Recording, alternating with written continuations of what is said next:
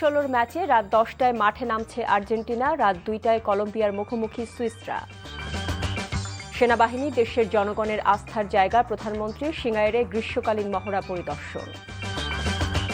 বৃষ্টিতে ঢাকা ও চট্টগ্রামে জলাবদ্ধতা, বাসা বাড়িতে পানি, রেল যোগাযোগ বন্ধ, পাহাড় ধসের শঙ্কা। কোমে আলী খামেনির জানাজায় জনতার ঢল, কান্না, দোয়া ও শপথের কলরবে শেষ বিদায়, কাল মরদেহ নেওয়া হবে কারবালায়।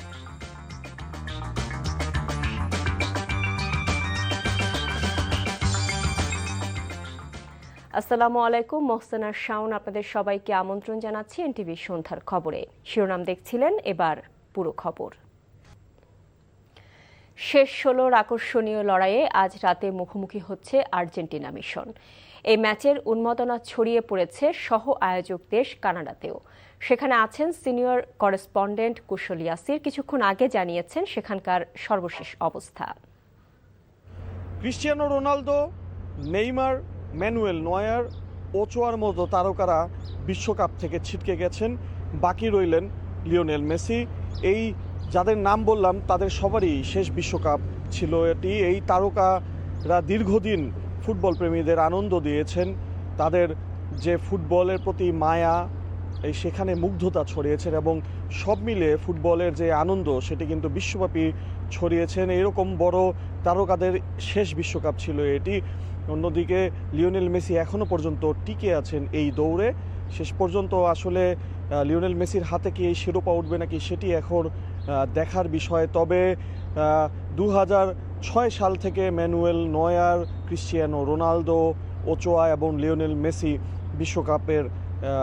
বিশ্বকাপে অভিষেক হয়েছিল এবং এখনও পর্যন্ত তারা এই বিশ্বকাপের মঞ্চে খেলেছেন এবং যে ভক্ত সমর্থকরা রয়েছে বিশ্বজুড়ে তাদের কাছে নিজেদের মাঠের যে শক্তি সেগুলো উপস্থাপন করেছেন এবং তারা কিন্তু নিজেদেরকে বারবার বিশ্বের বড় মঞ্চে প্রমাণ করেছেন। দীর্ঘদিন তারা মাঠ মাতিয়েছেন। শুধু বিশ্বকাপের মঞ্চ বা আন্তর্জাতিক ফুটবল নয়, তারা বিভিন্ন দেশের হয়ে বিভিন্ন দেশের ক্লাবগুলোর জন্য কিন্তু পেশাদার ফুটবল খেলেছেন এবং সর্বোচ্চ পর্যায়ে নিজেদেরকে তাদের যে সামর্থ্য সেটি কিন্তু জানান দিয়েছেন এবং দীর্ঘ এই যাত্রায় তারা যে বিনোদন দিয়েছেন ফুটবলের মাধ্যমে সেটি কিন্তু ভক্তরাও কিন্তু বারবার সোশ্যাল মিডিয়া এবং বিভিন্ন স্টেডিয়াম এবং ফ্যানজোনে সেটি কিন্তু প্রমাণ করেছেন, তাদের প্রতি কৃতজ্ঞতা জানিয়েছেন। আসলে এই ফুটবল বছর আসে বছর যায়, কিন্তু 4 বছর পর পর বিশ্বকাপ এর মঞ্চ আসে, কিন্তু এইরকম দীর্ঘদিন ধরে যারা ফুটবলকে নিয়েই যাদের জীবনযাপন এবং এই ভক্ত সমর্থকদের জন্য তারা নিজেদেরকে উজাড় করে দেন মাঠের জন্য, নিজেদের দেশের জন্য, নিজেদের পতাকার জন্য, যে তাদের অবদান তা কিন্তু অবশ্যই অনস্বীকার্য।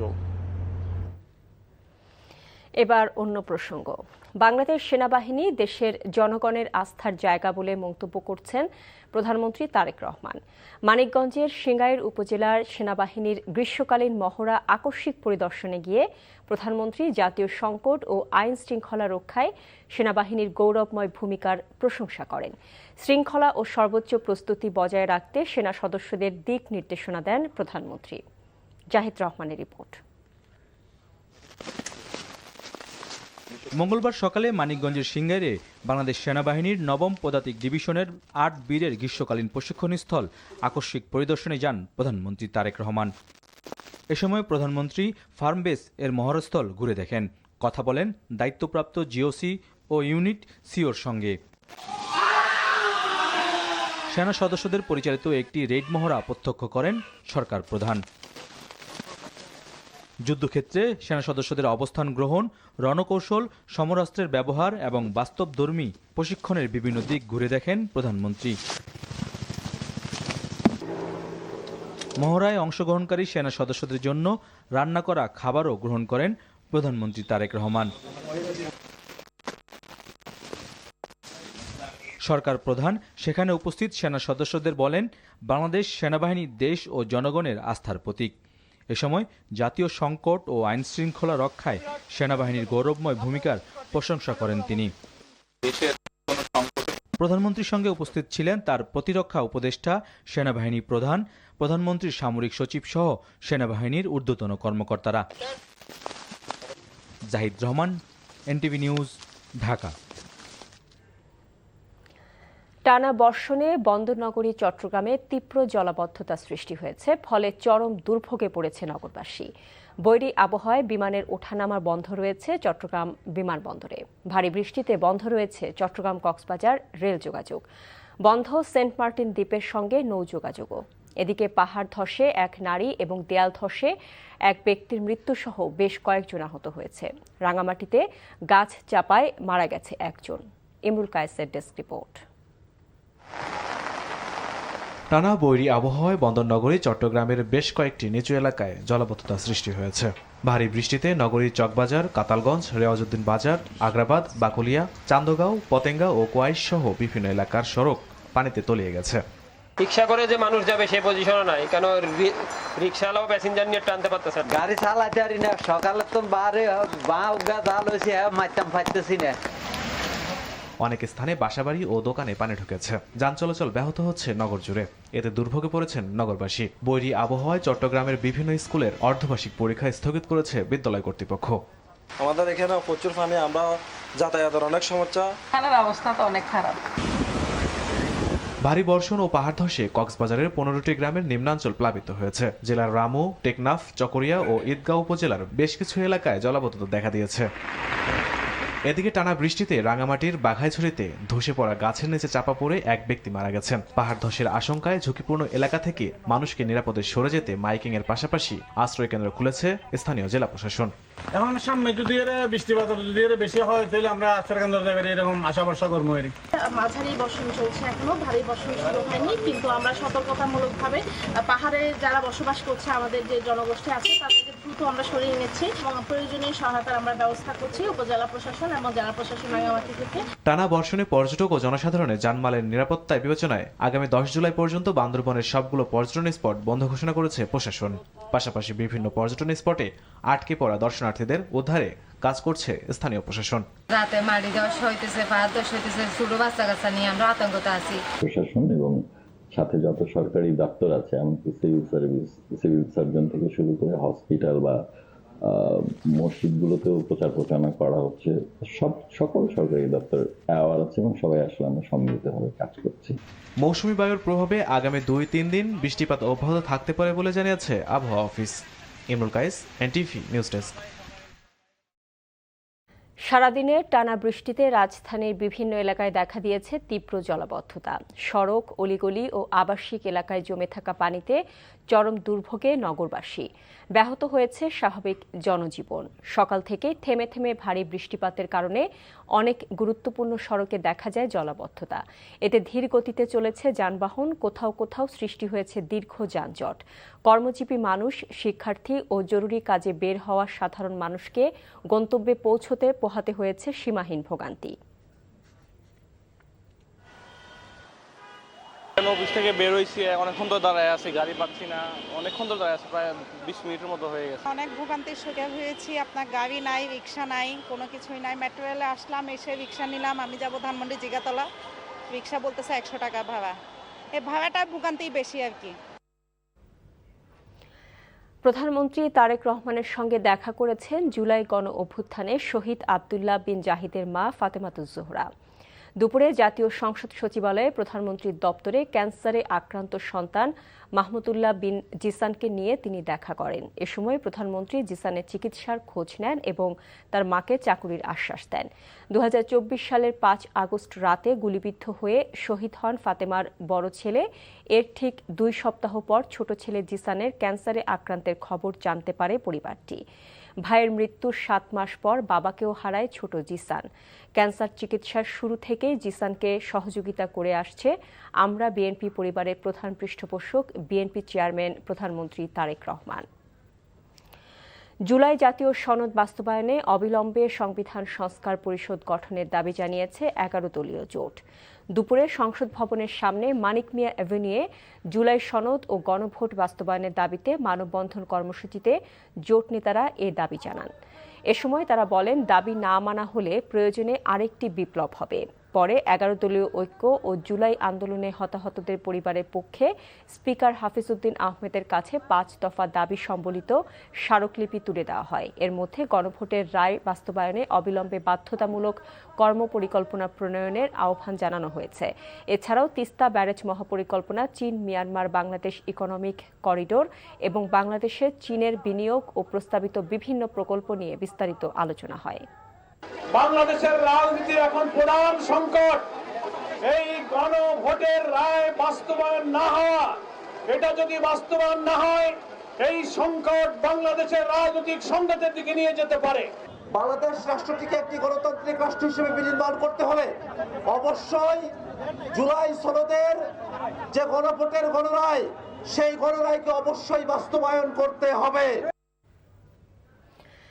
সাভারে জাতীয় নাগরিক পার্টির সমাবেশ স্থলে বিস্ফোরণের ঘটনায় গ্রেফতার 2 জনের 2 দিন করে রিমান্ড মঞ্জুর করেছে ঢাকার চিফ জুডিশিয়াল ম্যাজিস্ট্রেট আদালত। বিস্ফোরকের উৎস এবং নেপথ্যে থাকা ব্যক্তিদের বিষয়ে বিস্তারিত জানতে পুলিশ তাদের 7 দিনের রিমান্ড আবেদন করে ঢাকার চিফ জুডিশিয়াল ম্যাজিস্ট্রেট আদালতে। এ সময় তাদের 2 দিন করে রিমান্ড মঞ্জুর করে আদালত।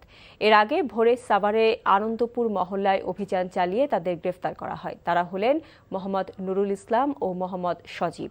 আটককৃতরা কার্যক্রম নিষিদ্ধ যুবলীগের নেতাকর্মী বলে জানিয়েছে পুলিশ। এর আগে এ ঘটনায় অজ্ঞাত আসামিদের বিরুদ্ধে বিস্ফোরক দ্রব্য আইনে মামলা হয় সাভার মডেল থানায়। এনসিপি সমাবেশে ককটেল বিস্ফোরণ নিয়ে দলটির সভাপতি নাহিদ ইসলামের বক্তব্যকে রাজনৈতিক মন্তব্য করে প্রধানমন্ত্রীর তথ্য উপদেষ্টা ডাক্তার জাহেদুর রহমান বলেছেন, তার মতো ব্যক্তির কাছ থেকে সবাই আরও দায়িত্বশীল বক্তব্য আশা করে। সচিবালয়ে পিআইটি সম্মেলন কক্ষে নিয়মিত সংবাদ সম্মেলনে একথা বলেন তিনি। সাভারে এনসিপি সমাবেশে ককটেল বিস্ফোরণের ঘটনায় দায়ীদের খুঁজে বের করতে পুলিশ তদন্ত করছে বলেও জানান ডাক্তার জাহেদ। সামাজিক যোগাযোগ মাধ্যমে অনেকেই জুলাই অভ্যুত্থান নিয়ে কটূক্তি করছে জানিয়ে তাদের বিরুদ্ধে কোনো আইনগত ব্যবস্থা নেওয়া হবে কিনা সাংবাদিকদের এমন প্রশ্নের জবাবে তিনি বলেন, জুলাই নিয়ে কটূক্তি অপ্রত্যাশিত, তবে এখনও তা ফৌজদারি অপরাধ নয়। 5 আগস্টের আগেই জুলাই জাদুঘর উদ্বোধন হবে বলেও জানান প্রধানমন্ত্রীর তথ্য উপদেষ্টা। গতকালের ঘটনাটা খুবই দুঃখজনক। আমরা এটার প্রতিবাদ জানাই এবং সরকারের কাছে প্রতিবাদ জানানো না, সরকারের প্রধান কাজ হচ্ছে যারা এটার সাথে জড়িত সেই তদন্ত করা, তাদেরকে ধরা। জনাব নাহিদ ইসলামের বক্তব্য সম্পর্কে আমি এটুকুই বলবো যে আমরা রাজনৈতিক বক্তব্য বলে এক ধরনের কথা প্রচলিত আছে, সেই রাজনৈতিক বক্তব্য তিনি দিয়েছেন, সেটা তার অধিকারও আছে, তিনি সেটা বলতে পারেন। তবে আমরা একটা রাজনৈতিক দলের প্রধানের মুখ থেকে, যিনি অত্যন্ত গুরুত্বপূর্ণ ভূমিকা পালন করেছেন আমাদের গণ অভ্যুত্থানে, আরেকটু দায়িত্বশীল মন্তব্য। সরকার তদন্ত করবে এবং তদন্ত মাত্র ঘটনা তখন 24 ঘন্টা যায়নি, সবসময় যে খুব দ্রুত কাজটা করে ফেলা যাবে তা না। সরকার অবশ্যই অ্যারেস্ট করার জন্য সর্বোচ্চ চেষ্টা করছে এবং দ্রুতই আমরা আশা করি করবে। সরকার সবার জন্য সহজলভ্য ও মানসম্মত চিকিৎসা সেবা নিশ্চিত করবে জানিয়ে জিয়াউর রহমান ফাউন্ডেশনের ভাইস প্রেসিডেন্ট ডাক্তার জুবাইদা রহমান বলেছেন, জবাবদিহিতা না থাকায় দীর্ঘদিন ধরে দেশের মানুষ মানসম্মত স্বাস্থ্যসেবা থেকে বঞ্চিত ছিল। সকালে রাজধানীর গুলশানের একটি হোটেলে স্বাস্থ্য বিষয়ক সেমিনারে অংশ নিয়ে তিনি বলেন, দেশের প্রতিটি মানুষ যেন সম্মানের সঙ্গে প্রয়োজনীয় স্বাস্থ্যসেবা গ্রহণ করতে পারে, সে পরিবেশ গড়ে তোলাই সরকারের লক্ষ্য। তরুণদের নতুন উদ্ভাবন, প্রযুক্তি এবং উদ্যোক্তাদের অংশগ্রহণের মাধ্যমে স্বাস্থ্য খাতকে আরও এগিয়ে নেওয়া সম্ভব বলেও মনে করেন ডাক্তার জুবাইদা। অনুষ্ঠানে অর্থমন্ত্রী আমির খসরু মাহমুদ চৌধুরী বলেন, অর্থনৈতিক উন্নয়নের পাশাপাশি স্বাস্থ্য খাতেও অংশগ্রহণমূলক ও কার্যকর সেবা নিশ্চিত করবে সরকার।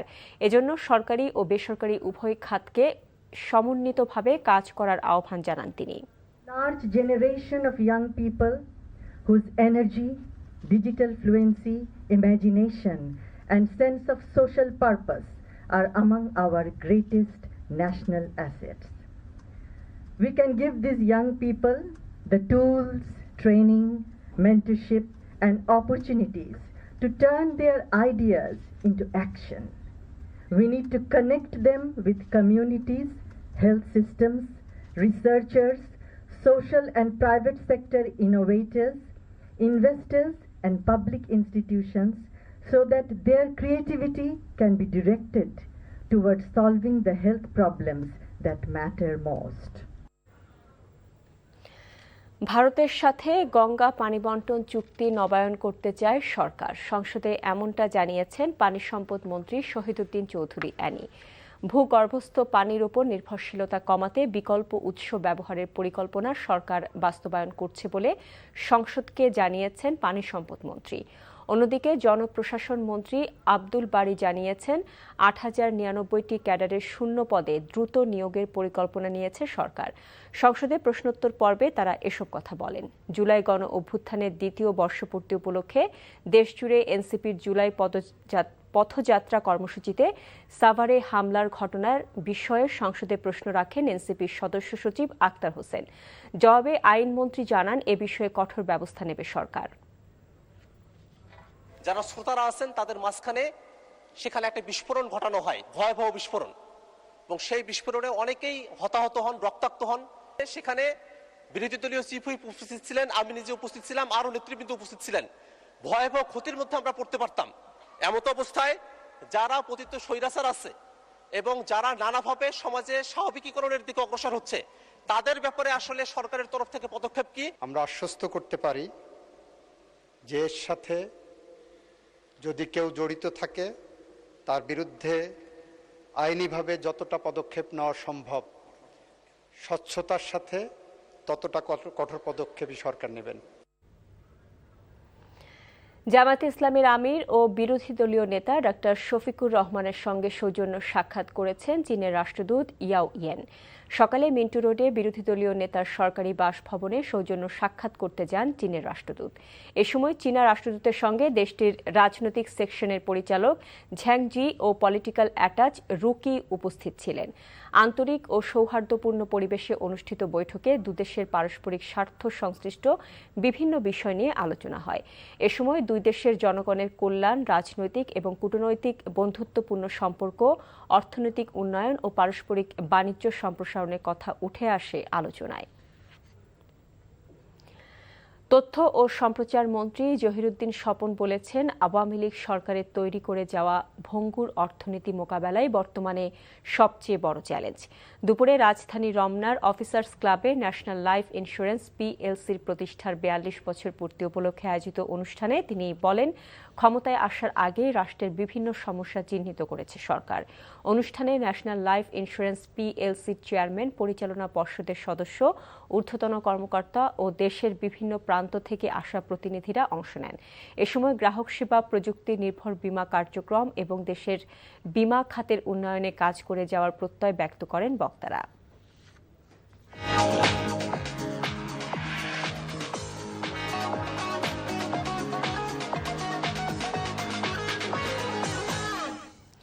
মার্কেন্টাইল ব্যাংক অর্থনীতির খবর। দেশে আবারও কমল উড়োজাহাজে ব্যবহৃত জ্বালানি জেট ফুয়েলের দাম। লিটার প্রতি ১৯ টাকা ২২ পয়সা কমিয়ে নির্ধারণ করা হয়েছে ১৩০ টাকা ৯৯ পয়সা। বিকেলে গণমাধ্যমে পাঠানো এক বিজ্ঞপ্তিতে নতুন এ মূল্য ঘোষণা করেছে Bangladesh energy regulatory commission BERC। এতে বলা হয়, জুলাইয়ের জন্য অভ্যন্তরীণ ফ্লাইটে প্রতি লিটার জেট ফুয়েলের দাম ১৫০ টাকা ২১ পয়সা থেকে কমিয়ে ১৩০ টাকা ৯৯ পয়সা করা হয়েছে। আর আন্তর্জাতিক ফ্লাইটের জন্য প্রতি লিটার ফুয়েলের দাম $0.9808 থেকে কমিয়ে $0.8556 নির্ধারণ করা হয়েছে। নতুন এই দর রাত 12টা থেকে কার্যকর হবে। ক্রিকেটের খবর। গত বছর বাংলাদেশ সফরে আসার কথা ছিল ভারতের, তবে রাজনৈতিক টানাপোড়েনে স্থগিত হয়ে যায় সেই সিরিজ। তবে আগামী আগস্টে বহুল আলোচিত এই সিরিজ নিয়ে আশাবাদী বিসিবি। প্রয়োজনে ভারতের জন্য বাড়তি নিরাপত্তাও নিশ্চিত করা হবে বলে জানিয়েছেন বোর্ড পরিচালক সাইদ ইব্রাহিম আহমেদ। সিকিউরিটি কনসার্ন তো সব টিমেরই থাকে, বিশেষ করে ধরেন যারা বড় বড় ক্রিকেটিং নেশনস, তাদের তো এটা প্রাইমারি একটা কনসার্ন। আমাদের সাথে এখনও আমরা ফর্মালি যোগাযোগ ওভাবে শুরু করতে পারিনি। আমরা আশাবাদী যে আপকামিং ট্যুরটা নিয়ে তাদের কোনো কমপ্লেইন থাকবে না, যদি ট্যুর প্রপারলি হয়। আর আমরা সবসময় আমাদের পর্যবেক্ষণ থেকে বা আমাদের পর্যায় থেকে আমরা সবসময় চেষ্টা করি যে সব কিছু যাতে আমরা একটা নিয়ন্ত্রিত পরিবেশের মধ্যে কন্ট্রোল করতে পারি বা ইভেন্টগুলো অর্গানাইজ করতে পারি, তো সেটা আমরা চেষ্টা চালাই যাব। এই ছিল সন্ধ্যার খবরে। এই খবরের ভিডিও সহ আপডেট জানতে ভিজিট করুন এনটিভি অনলাইন www.ntvbd.com। এছাড়াও এনটিভির জনপ্রিয় সব অনুষ্ঠান ও খবরের আপডেট জানতে ভিজিট করুন আমাদের ইউটিউব ও ভেরিফাইড ফেসবুক পেজ।